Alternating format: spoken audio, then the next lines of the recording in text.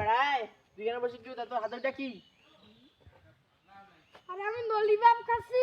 Lollipop তোর কেন বসে কি? পড়ালেখা বাদে তোর কেন বসে কি? আব্বা আমি বসে আছি।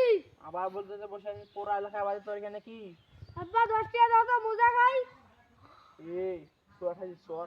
দাও 10 টাকা দাও আমি মোজা আবার খাবো। 10 টাকা দাও। তোকে সারাদিন খালি খাই না, সারাদিন খালি খাই, পড়ালেখা বাদে খালি সারাদিন খাই, পরীক্ষা করে দুবার ফেল আর খালি খাই।